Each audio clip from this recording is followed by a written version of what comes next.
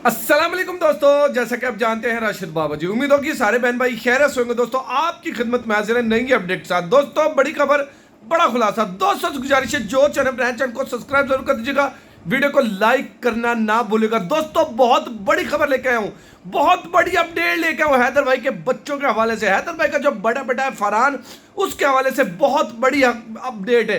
दोस्तों एपी सिंह अपने मुंह से खुद बता रहा है। दोस्तों एपी सिंह क्या बता रहा है? एपी सिंह का जमाने बदनाम में वकील है। एपी सिंह बुड्ढे घुसर लानत तेरी जिंदगी पर। दोस्तों आप ये अपडेट सुने। रो रहा है, उसका दिल गम से भरा हुआ है और वो अपने पिता की याद में बहुत बेचैन है। दोस्तों एपी सिंह के हवाले से एक लेटेस्ट अपडेट मैं आप लोगों के साथ शेयर करूंगा कि एपी सिंह ने कोर्ट के अंदर जाकर 15 तारीख को कौन सा स्टेटमेंट दिया और जो कोर्ट में 2 वकीलों ने एप्लीकेशन दी थी, एक्चुअली वो किसने खड़े किए थे और क्या कुछ पूरी जानकारी है, पूरी इन्फॉर्मेशन मैं आपके साथ शेयर करूंगा इस वीडियो में। लेकिन दोस्तों मैं आप लोगों को एक बात और याद करवाता चलूँ।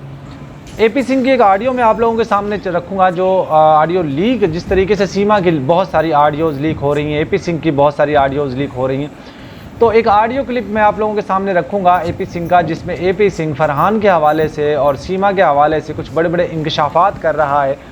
और पहले वो ऑडियो मैं आप लोगों के सामने रखूँगा, फिर उसके बाद रबूपुरा से बहुत सारे लोगों के हमने ओपिनियन ली है, राय ली है और एक तरह का उनका इंटरव्यू लिया है, वो मैं आपके साथ रखूँगा।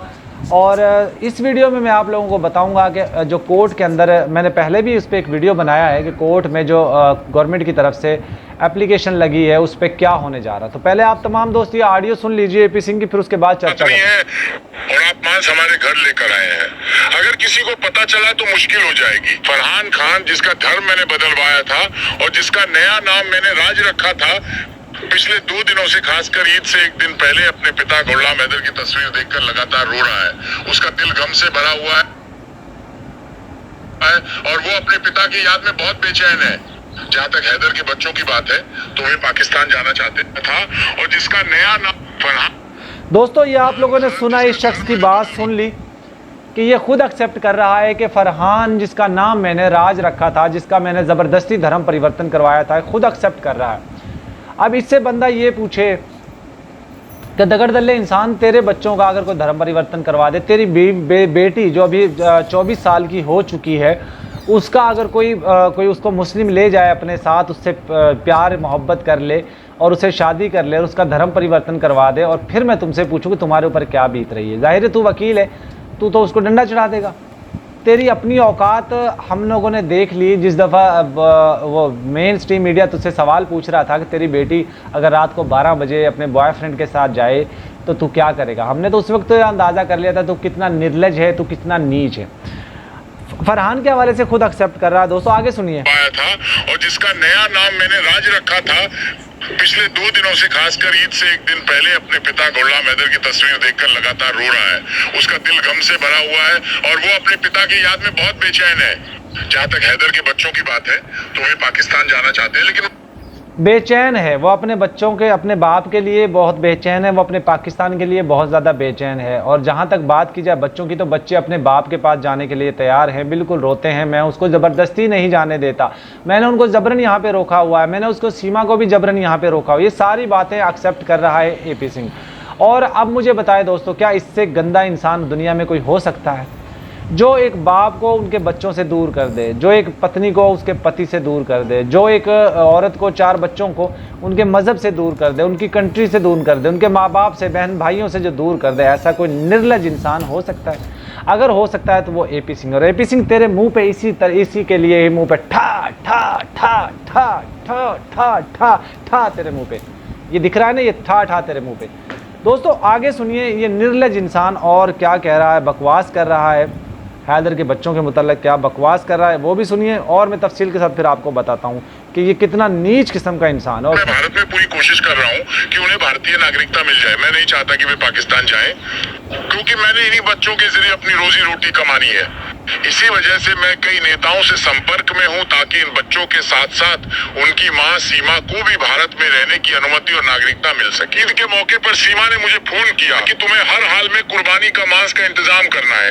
मैंने कहा ठीक है, आपका जो आदेश होगा सर, आंखों पर मांस तो मैं लेकर आया हूँ। लेकिन सीमा के ससुर नाराज हो गए थे। उन्होंने कहा देखिए हम दोस्तों सुना आपने क्या कह रहा है सीमा को, और उसके बच्चों को रोकने के लिए मैं कुछ भी हद तक जाऊंगा और बहुत सारे पॉलिटिशियंस के साथ मैं जुड़ा हुआ हूं, और मैं मांस लेकर आया था ईद वाले दिन। अब देखिए, आप लोग बिलीव करें चाहे ना करें, हमें उससे कोई फ़र्क नहीं पड़ता, लेकिन ये सच है। ये ऑडियो चाहे किसी ने बनाई हो या ओरिजिनल हो, लेकिन ये सच है, ये बातें सारी सच हैं, हुआ ऐसा ही है। और अब ये गंदा इंसान क्या कह रहा है आगे सुनिए, फरहान के हवाले से, हैदर भाई के बच्चे के हवाले से। हम केवल चिकन खाते हैं, हम सब्जी खाने वाले ही। मैंने उन्हें समझाया कि कोई बात नहीं, सीमा पहले भी मांस खाती रही है। मैं आपको बता दूं कि सचिन मीणा जो सीमा का गैरकानूनी पति है, वो भी बहुत मांस खाता है, खासकर बीफ। कल जो ईद का पहला दिन था, मैं गैर कानूनी पति है, सीमा का गैर कानूनी पति है, तू तो उसका गैर कानूनी भाई है। गैर कानूनी तूने उसकी माँ बना दी, गैर कानूनी तूने उसके देवर बना दिए, गैर कानूनी तूने उससे बच्ची पैदा करवा ली, गैर कानूनी तरीके से तू वो आई है। ये गैर कानूनी तरीके से आने वाली महिला औरत सीमा हैदर, इसके सारे काम ही गैर कानूनी, रिश्ते सारे गैर कानूनी, बच्चे गैर कानूनी, रहना गैर कानूनी, वहाँ पे सारों को डराना गैर कानूनी, सारे काम इसके गैर कानूनी तो हैं। तो तू इसको किस तरीके से सपोर्ट करता है? Shame on you AP Singh, shame on you. तुम्हारी बहनें तभी तो तुम्हारे साथ नहीं रहती, तभी तो तुम्हारी बहनों का तुम्हारे साथ विरोध चलता है, लड़ाई चलती है, झगड़ा चलता है कि तू कितना गंदा इंसान है, उनको पता है इस चीज़ का।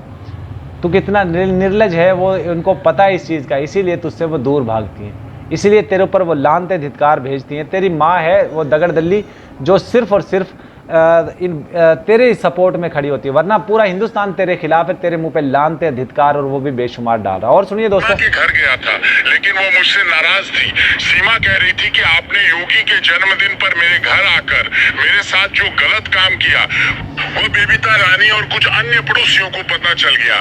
उन्होंने छत के ऊपर से सब देख लिया था, जबकि हम कमरे में थे। सीमा बहुत नाराज थी, लेकिन मैंने उसे समझाने की कोशिश की। सीमा ने मुझसे कहा कि चूंकि मैं सुप्रीम कोर्ट ऑफ इंडिया का वकील हूँ और मेरे चैम्बर में कई मुस्लिम दोस्त आते हैं, इसीलिए मैंने इसके चैम्बर में कई मुस्लिम दोस्त आते हैं, इसमें कोई शक नहीं। 8-9 लोग हैं इसके चैम्बर में, जिनमें से 2 मुस्लिम हैं, और वाकई ये सही कह रहा है, मुस्लिम लोगों ने ही इसको एपी सिंह को गोश्त दिया था, और वो अभी अपने घर में तो लेकर नहीं गया, ये तो चिकन वगैरह खाता है, और ये लप्पू के घर में ज़रूर लेकर गया सीमा की फरमाइश पे।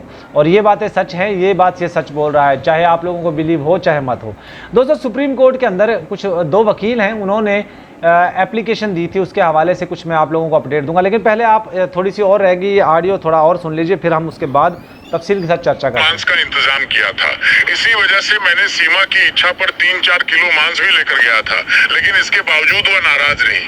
फिर मैं उसे बाहर लेकर गया रात को आइसक्रीम खिलाने के लिए। हालांकि सीमा घर में नजर बंद है और जमानत पर रह रही है। मेरी पहुंच और तरीका सबको पता है, और मैंने पुलिस की अनुमति के बिना उसे आइसक्रीम खिलाने ले गया था।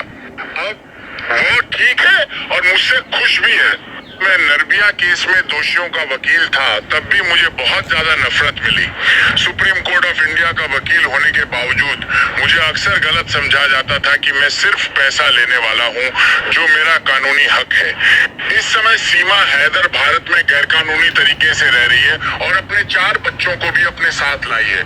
मैं उसका वकील हूं, लेकिन लोगों को इस बात पर आपत्ति है। सबको पता है कि मैं टीआरपी और पैसों के पीछे रहता हूं, और मुझे व्यक्तिगत रिश्तों की कोई परवाह नहीं। बस ये तो बात ठीक है, तुझे रिश्तों की कोई परवाह नहीं है। रिश्तों की परवाह होती तुझे तो अपनी माँ के ऊपर चलता, जो तेरी माँ गंदी है तो अपनी बहनों के कहने पे चलता, तू इस भगोड़ी औरत को, नाजायज़ औरत को, गैर कानूनी तरीके से घुसपैठिया को सपोर्ट ना करता। दोस्तों, मैं आप लोगों को बता रहा था कि सुप्रीम कोर्ट में 2 वकीलों ने एप्लीकेशन दी थी, और उसके ऊपर बड़ा फैसला हो चुका। गवर्नमेंट ने अब सीमा की इन्वेस्टिगेशन तेज़ करवा दी है, और बहुत जल्द सीमा हैदर के बच्चे डिपोर्ट होने वाले हैं, और सीमा जेल जाने वाली है, या सीमा भी डिपोर्ट होगी, दोनों में से कोई एक फैसला आएगा। बहुत जल्द आप लोगों को ये बड़ी खुशखबरी मिलने वाली है। अगली अपडेट में बहुत ज़बरदस्त मैं आप लोगों को अपडेट देने वाला हूँ। रबूपुरा से कुछ लोगों के ओपिनियन लिए, हमने कुछ राय लिए, वो क्या कहते हैं इस